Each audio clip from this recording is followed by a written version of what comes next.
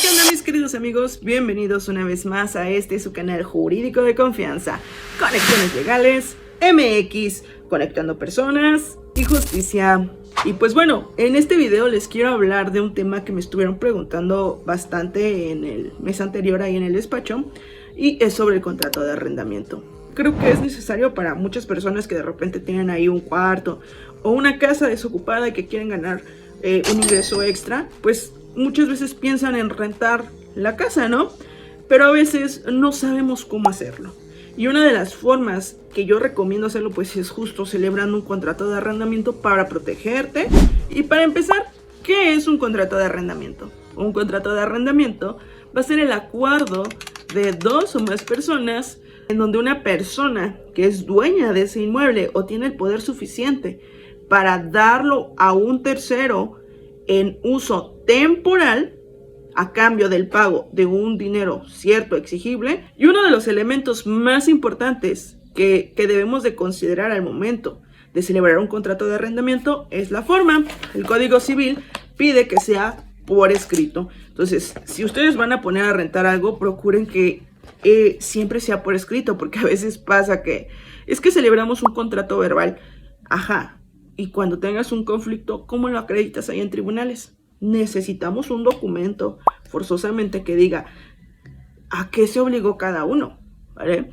Porque si no, de otra manera va a ser muy difícil llevar a cabo un reclamo por algún daño ocasionado o por alguna obligación no cumplida. Bueno, ya teniendo claro que la forma que se solicita en un contrato de arrendamiento es la escrita, a lo mejor te vas a preguntar, ok, ¿y cuál es el formato? No, el Código Civil nunca te va a decir, oye, necesito tu contrato en Arial 12, interlineado 1.5, y, o sea, no, ¿vale? Incluso en una hoja de libreta, si ustedes deciden hacerlo a mano, es válido, pero siempre y cuando sea legible, porque a veces si también tenemos letra de doctor y lo queremos hacer en hoja de libreta, pues obviamente va a haber conflictos al momento de entender el contenido de ese contrato. Normalmente yo recomiendo que si tienen una computadora a la mano, pues lo hagan en computadora. ¿Para qué? Para que quede lo más claro posible. Partiendo que este video es desde cero, pues vamos a tener que ir a nuestra computadora, prenderla y abrir un archivo Word en el que vamos a estar trabajando, ¿ok? A partir de que nosotros abramos este archivo en blanco del programa de Word, ¿qué es lo que vamos a hacer?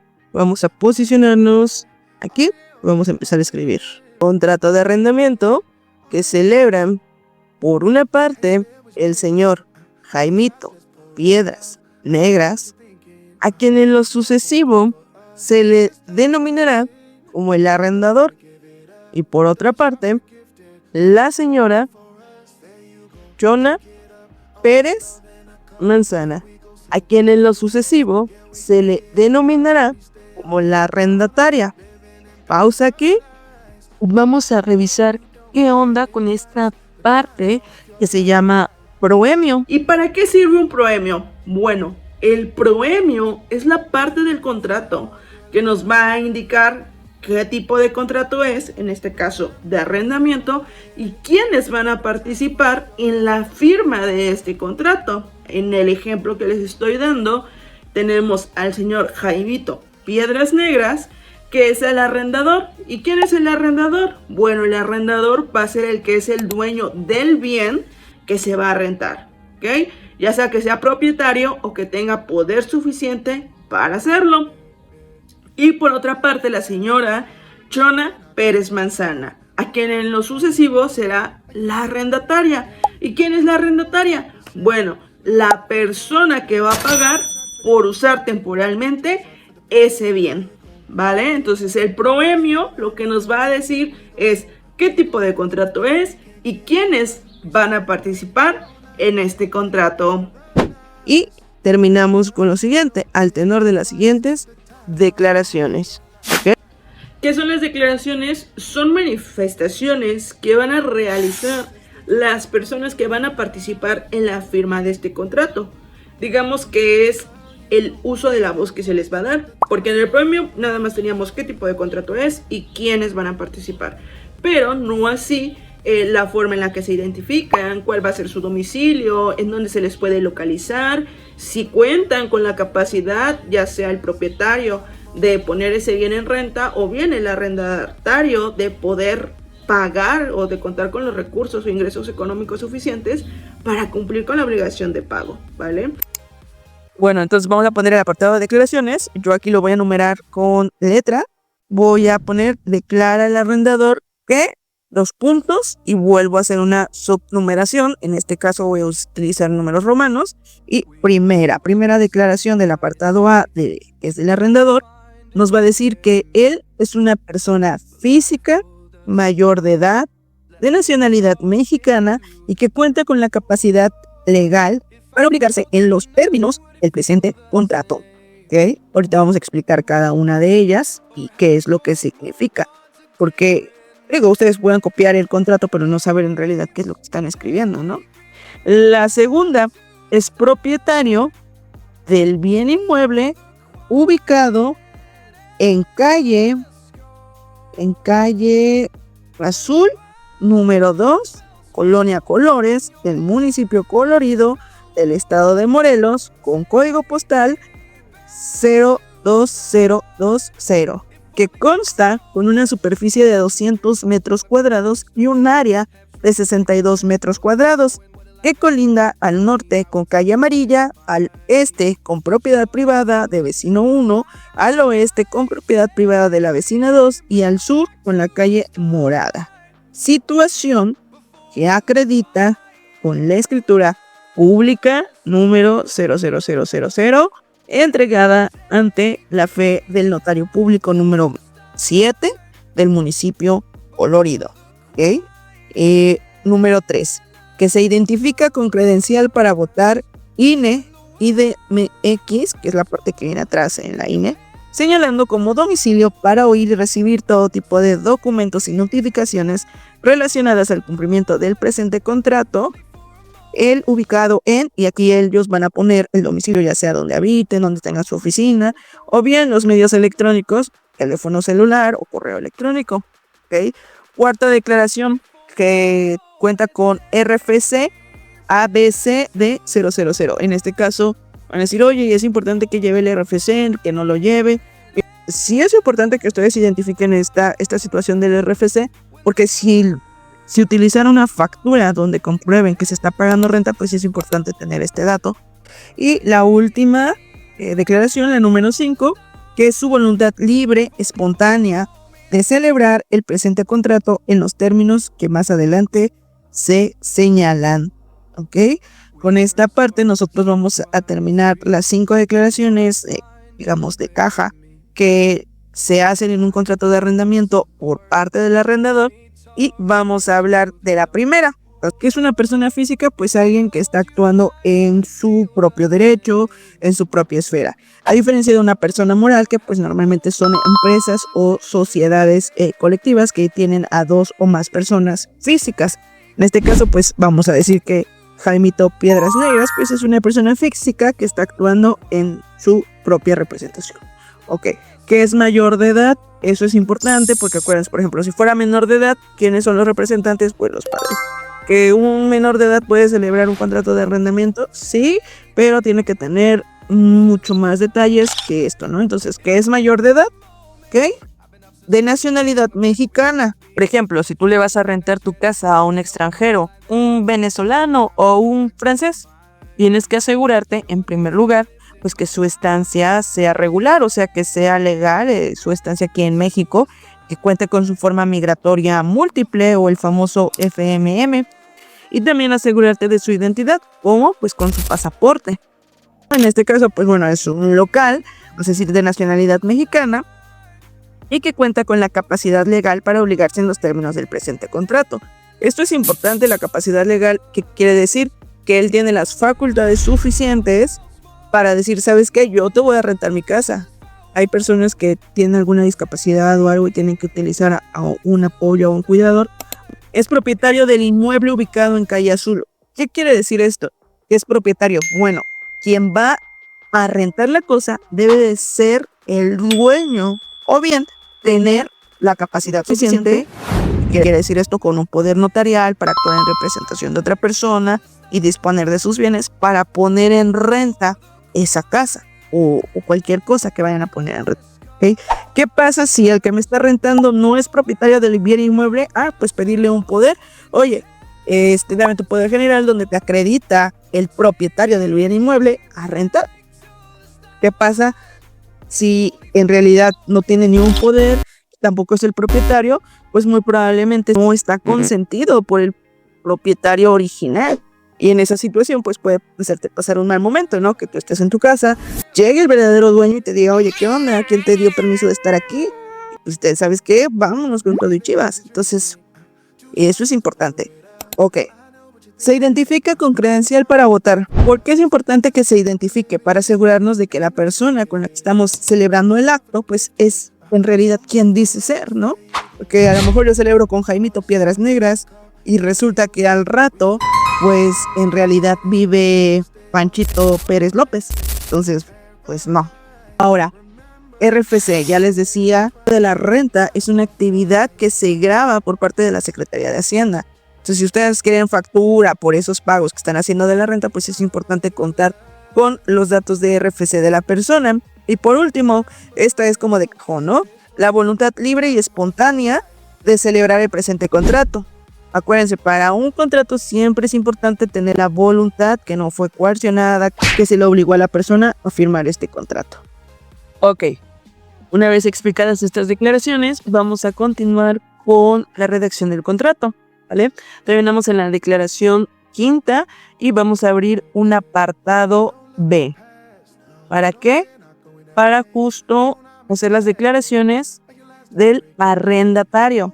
Vamos a abrir una nueva numeración con números romanos.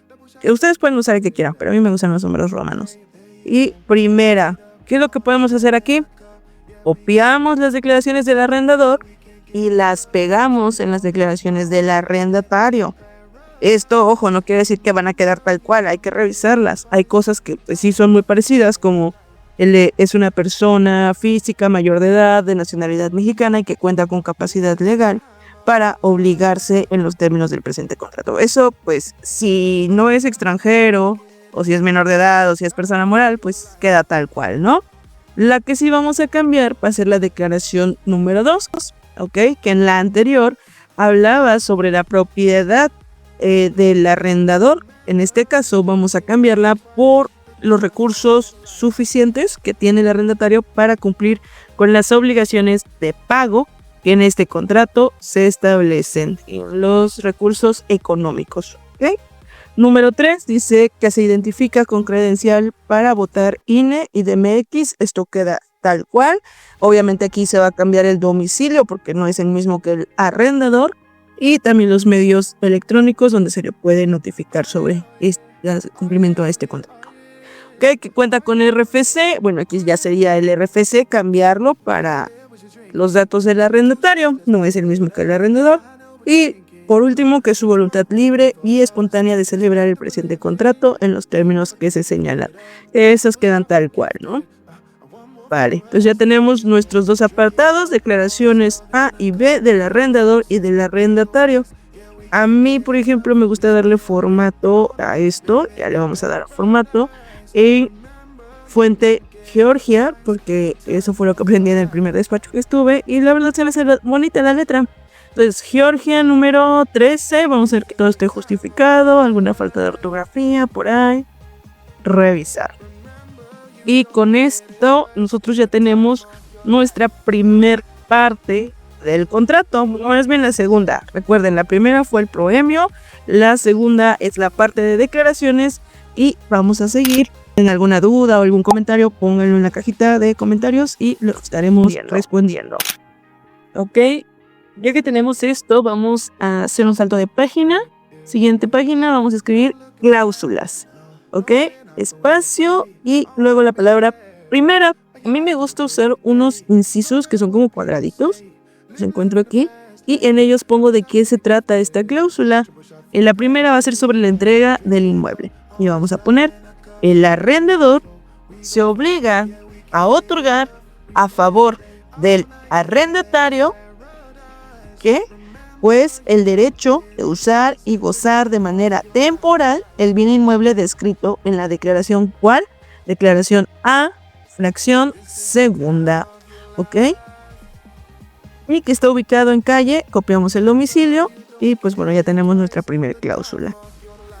Igual la segunda, abrimos incisos y esta segunda cláusula se va a tratar sobre el importe a pagar de la renta. Importe de la renta. El arrendatario se obliga a pagar a favor del arrendador la cantidad de 5,600 pesos. Lo ponemos en número y lo ponemos en letra. 5,600 pesos, 00, diagonal sobre 100, m.n. y cerramos incisos. ¿Ok? Por concepto de renta mensual, así como la cantidad de 5,600 pesos, vamos a copiar igual la letra de arriba, el nombre 5,600, y lo vamos a pegar para que estén igual. Por concepto de ¿qué? Pues de depósito en garantía, mismo que será devuelto al buen término del presente contrato. Ojo, siempre y cuando no existan daños al inmueble que sean imputables al arrendatario. Muy bien. Ahora vamos a continuar con la cláusula tercera. Escribimos tercera, abrimos paréntesis. Yo nada más copio aquí, pego aquí y elimino esto. Forma de pago, ¿ok? Esta tercera cláusula va a hablar de la forma de pago. Y dice así: el pago de la renta deberá de efectuarse los días 17 de cada mes. Obviamente aquí es un ejemplo, ustedes pueden ponerlo ya que más les convenga, pueden ser los primeros días del mes o los últimos, en fin, ya se pondrán ustedes de acuerdo con su arrendador o con su arrendatario, ¿vale? Y el pago se va a realizar vía transferencia a la cuenta bancaria. Yo acostumbro poner de una vez la cuenta bancaria para que quede todo claro, porque a veces pasa que se equivocan de cuenta o andan cambiando, entonces mejor una cuenta bancaria específica para recibir ese pago y evitarnos malos entendidos o malos ratos. Del banco, aquí le vamos a poner patito rojo a nombre del arrendador, ¿vale? Ahora sigamos con la cuarta cláusula, y se va a tratar del uso del inmueble. Y dice, ambas partes acuerdan que el uso que se le dará al inmueble arrendado será única y exclusivamente como casa habitación, por lo que se prohíbe realizar cambios o variaciones en el uso del suelo asignado. ¿Por qué? Porque a veces, no sé, ustedes vayan a rentar una casa y resulta que esa casa la ocupan para juegos de billar, ¿saben? Entonces no es un uso comercial, se les está dando un uso habitacional. Entonces por eso dicen que no se puede variar ese tipo de uso de suelo, ¿vale?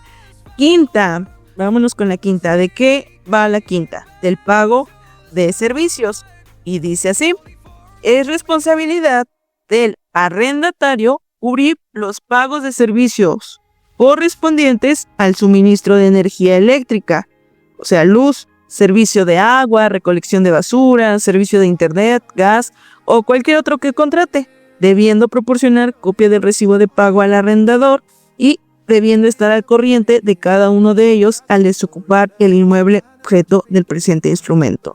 Esto a mí me gusta ponerlo porque a veces pasa que a mis clientes que rentan la casa, que son los arrendadores, les contratan, no sé, el servicio de luz o les contratan el servicio de internet y resulta que cuando entregan la casa no cubrieron esos servicios. Entonces de repente van a visitar a la casa, oye, se debe esto, oye, entonces, y al momento de sacar un nuevo contrato ya no se puede. Entonces por eso yo sugiero que den una copia de los recibos de pago que están al corriente de los servicios que hubiesen contratado. Y obviamente que cuando desocupen el inmueble, pues ya sea que cancelen el servicio o si se quedan los servicios, pues que estén al corriente del pago, ¿vale? Vamos por la sexta, que es la vigencia del contrato. Y va a decir que ambas partes acuerdan que la duración del presente contrato será de 1 año completo, iniciando el día, en este caso, 17 de enero del 2026 y finalizando el día 17 de enero del 2027. ¿Ok? Es 1 año, son 12 meses. Ustedes pueden ponerlo aquí igual de acuerdo a sus necesidades y a los acuerdos que lleguen con su arrendador o arrendatario. Muchos lo celebran por 3 meses, otros por 6 meses y ya sea que pueda iniciar el primer día del mes o cuando se ocupa la casa habitación o la habitación que se les va a rentar, ¿vale? En este caso, pues como es casa habitación, va a ser de 1 año y va a ser del 17 de enero al 17 de enero del 2027. Vale, continuamos con la séptima cláusula. ¿Y de qué va esta séptima cláusula? Pues de la continuación del arrendamiento y del derecho de preferencia. A ver, antes de que la redactemos, ¿de qué va esto o para qué es esto? Por ejemplo, si ustedes ya terminaron el 17 de enero del 2027 su vigencia del contrato y quieren seguir utilizando la casa, para el arrendatario existe algo que se llama derecho de preferencia, es decir, ellos pueden solicitarle al arrendador que se extienda o que se prorrogue la vigencia de este contrato, ¿vale? Y dice, el arrendatario tendrá preferencia para renovar el contrato al término estipulado, siempre y cuando cumpliera con todas las obligaciones establecidas durante el primer año de arrendamiento. Es decir, si por ejemplo no paga, pues obviamente es un mal inquilino, obviamente no se le va a renovar el contrato. Entonces básicamente esta es una cláusula de renovación. Para ejercer ese derecho, el arrendatario deberá de comunicar por escrito al arrendador en un plazo de 30 días antes de la terminación del contrato su intención de renovar. Por su parte, el arrendador deberá notificar al arrendatario con 20 días de anticipación al término del contrato su aceptación o rechazo a la renovación del contrato. Bien, yo pongo este procedimiento pues en plazos. Por ejemplo, si el arrendatario, o sea el que está pagando renta, tiene la intención de renovar, pues tiene que hacerlo un mes antes de que vence el contrato, ¿no? Por su parte, pues el arrendador tiene 10 días para decir, ¿sabes qué? Sí, lo renovamos, o ¿sabes qué? No, la verdad es que necesito ocupar la casa porque pues X cosa, ¿no? Entonces, por eso pongo estos plazos para que tanto el arrendatario como el arrendador estén en posibilidades tanto de decir, ¿sabes qué? Busca una casa porque la verdad la voy a ocupar y ya no te puedo renovar el contrato, o decir, ¿sabes qué? Busca un nuevo inquilino porque yo ya me voy a cambiar de trabajo y ya no voy a estar aquí. O sea, puede ser esa situación. Entonces, por eso pongo estos plazos para que se entiendan y queden las reglas claras. Ahora bien, continuamos con la octava cláusula. ¿Y de qué va esta octava cláusula? Bueno, de conservación, uso y reparaciones mínimas del inmueble. A ver, ¿por qué esto? A veces hay muchos conflictos entre el arrendador y el arrendatario, porque el arrendatario tipo de, es que se fundió un foco, voy a cambiarlo, ¿no? O el arrendador tipo de, es que hay goteras, pues repáralas. O sea, no. Por eso aquí estoy poniendo reparaciones mínimas del inmueble, ¿vale? El arrendatario se obliga a devolver el inmueble en las mismas condiciones que lo recibió, salvo el deterioro natural ocasionado por el uso ordinario y el transcurso del tiempo. Dicho desgaste se entiende como el derivado de una utilización razonable y cotidiana del inmueble. No vaya a ser que lo regresen sin ventanas o sin puertas, ¿no? Entonces por eso pongo una utilización razonable y cotidiana del inmueble, tipo, pues se desgastó la pintura, bueno, que hay unas manchitas, ok, se pasa, ¿no? El arrendatario será responsable de efectuar las reparaciones menores derivadas del uso habitacional, tales como cambio de focos, reparación de cerraduras, grifos y demás ajustes necesarios que no afecten las estructuras e instalaciones principales del inmueble. Aquí yo también sería cuestión de que ustedes hablen con el arrendatario y también con el arrendador y decir, ¿sabes qué? Hasta dónde estoy dispuesto a pagar o hasta dónde no. Obviamente cuando te recibes la casa habitación tienes que checar pues que esté en condiciones óptimas, ¿no? La cláusula novena, que va a hablar sobre modificaciones del inmueble. ¿Y qué dice esta cláusula? Queda expresamente prohibido al arrendatario realizar modificaciones que afecten la estructura, la distribución interna o la imagen urbanística del inmueble, como por ejemplo cambios en las fachadas, ampliaciones o alteraciones que comprometan su estabilidad estructural y estética. Únicamente podrán realizarse mejoras, adaptaciones o modificaciones con autorización previa, expresa y por escrito del arrendador. Bueno, aquí sí tenemos que marcarlo así porque, no sé, imagínense que ustedes rentan su casa y dice el arrendatario, el que les está pagando la renta: ¿sabes qué? No me gusta la fachada, yo quiero que tenga aquí 3, 4 ventanas, entonces voy a quitar las 2 que tiene. Y empieza a hacer eso, no se puede, ¿ok? Salvo que pues les pidan autorización, tipo, oye, voy a poner un techito porque pega mucho el sol. ¿Puedo hacerlo? Sí, adelante, hazlo. Ah, ok. Hablando, se entiende la gente. ¿Vale? Aquí se me fue del arrendador. Ok, continuamos con la cláusula 10ª. Esta cláusula 10ª nos va a hablar en los siniestros y dice así: el arrendatario asumirá la responsabilidad por los daños derivados de incendios o resguardo de sustancias peligrosas. El arrendatario no será responsable de los daños ocasionados al inmueble que provengan de caso fortuito, fuerza mayor o vicio de construcción.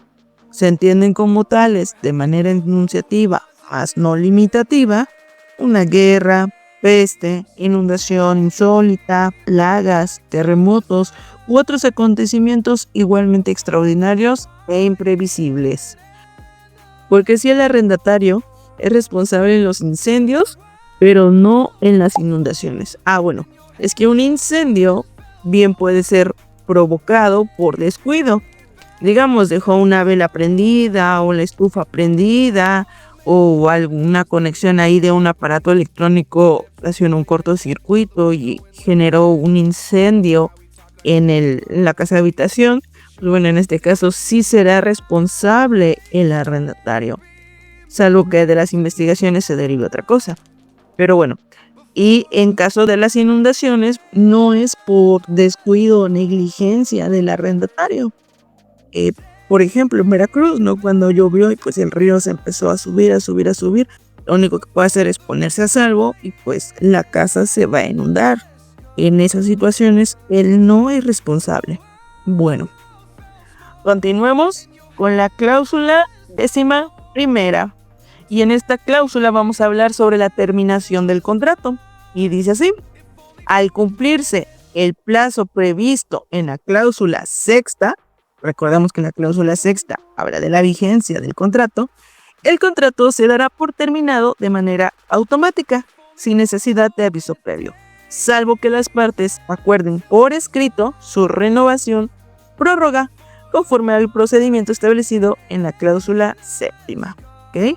La terminación también podrá darse por mutuo acuerdo entre el arrendador y el arrendatario, siempre que conste por escrito. Esto es importante porque, les repito, mientras ustedes puedan dialogar con la otra parte, en este caso con su arrendador o su arrendatario, pues se pueden llegar a generar acuerdos que desarrollen una sana convivencia, ¿no? Continuamos con la 12ª, rescisión del contrato. El arrendador puede rescindir el contrato al arrendatario por incumplimiento de cualquiera de las obligaciones pactadas, incluyendo 1. Por no pagar en tiempo y forma la renta. 2. Por causar daños graves al inmueble. 3. Por hacer un uso distinto al habitacional. 4. Por utilizar el inmueble para cometer delitos. Y bueno, el arrendatario también va a poder rescindir el contrato al arrendador si él incumple con alguna de las obligaciones pactadas. Por ejemplo, impedir el uso del inmueble o bien por no realizar las reparaciones mayores necesarias para habitar el inmueble. No sé, ustedes están bañando y de repente ¡pum!, se cae el techo del baño. Claro que ahí sí es obligación del arrendador realizar esas reparaciones para que ustedes puedan habitar en condiciones óptimas el bien que se les ha dado en renta. Bien, la rescisión deberá de solicitarse por escrito y la parte que cause la rescisión del presente contrato pagará una pena convencional equivalente a la cantidad de 5,600 pesos. ¿Qué es una pena convencional? Pues es una sanción por incumplimiento al contrato. Bien, sigamos con la 13ª. Esta 13ª cláusula nos va a hablar de algo muy importante: extinción de dominio. Y a ver, aquí es importante aclarar, la extinción de dominio es una vía, digamos, híbrida entre civil y penal que se utiliza para justo extinguir la propiedad de algún bien mueble o inmueble que se hubiese utilizado para cometer algún delito. ¿Okay? Y dice así: el arrendatario reconoce que el inmueble objeto de este contrato deberá de ser usado exclusivamente en los términos pactados, quedando estrictamente prohibido destinarlo a la comisión de delitos como narcotráfico, secuestro, trata de personas, prostitución, robo de hidrocarburos o cualquier otra actividad considerada ilícita. El arrendador, es decir, el dueño, no será responsable por cualquier delito o falta cometida por el arrendatario o terceros dentro del inmueble. A veces cuando son estudiantes no falta que hacen las fiestas en el depa del foráneo. Pues bueno, pueden llegar a situaciones difíciles cuando toman algunas sustancias y se golpean o incluso pues hasta homicidios, ¿no? El arrendatario indemnizará al arrendador por cualquier afectación, pérdida o daño que surja de la indebida utilización del inmueble. Luego les voy a hacer un video hablando exclusivamente de esta figura de extinción de dominio porque es muy interesante, pero esta cláusula sí es muy importante que siempre la lleven los contratos de arrendamiento porque si ustedes no celebran contrato con una persona y le rentan su departamento y resulta que esa persona, ya que las personas secuestradas durmieran o estuvieran ahí y al final lo detienen, pues obviamente van a extinguir la propiedad de esa casa, ¿no? Porque era utilizado como instrumento del delito. Bueno, 14ª, disposiciones legales aplicables. Estas disposiciones legales aplicables van a hacer que estos acuerdos se limiten en alguna legislación estatal. En este caso, al inicio lo poníamos, ¿no? Morelos. Y dice entonces, las partes convienen que lo no previsto en el presente contrato se regirá por el Código Civil vigente en el estado de Morelos. Es muy cortita, pero es justo eso. La 15ª cláusula nos va a hablar de jurisdicción. Y dice así: las partes acuerdan someterse a la jurisdicción y competencia de los tribunales con residencia en Cuernavaca, Morelos, renunciando desde este momento a cualquier otro fuero que pudiera corresponderles. Aquí, ¿qué significa jurisdicción? Ustedes si tienen algún problema con este contrato respecto a que, por ejemplo, el arrendador no les dejó utilizar el inmueble desde el 17 de enero y les dijo, ¿sabes qué? Vamos a empezar hasta el 17 de marzo, pero él ya se quedó con el depósito y bueno, se hizo ahí todo un show. Ustedes van a acudir a los tribunales de Cuernavaca, Morelos a hacer ese reclamo. ¿Okay? Viceversa, misma situación, si el arrendador tiene un problema con el arrendatario, que en caso de que no quiso desocupar el inmueble o no le quiere pagar las rentas, pues el juicio se va a desarrollar en la ciudad de Cuernavaca, Morelos. ¿Okay? Porque a veces pasa que está aquí el arrendatario y se va a Tijuana, pero bueno, si firmó un contrato y se sometió a los tribunales de Cuernavaca, pues el juicio entonces se va a desarrollar en Cuernavaca y no en Tijuana. Por eso ponemos aquí, renunciando desde este momento a cualquier otro fuero que pudiera corresponderles. Y bueno, la 16ª, que es la validez del acto jurídico, esa es como de cajón. Y dice, las partes manifiestan que en el presente contrato no existe dolo, mala fe o cualquier otro tipo de vicios en el consentimiento que afecte su validez, por lo que se reitera el compromiso de cumplir las obligaciones pactadas. Y esta sería nuestra última cláusula. Esto es un contrato muy sencillo. Y ahora viene la última parte de nuestro contrato, que son las firmas.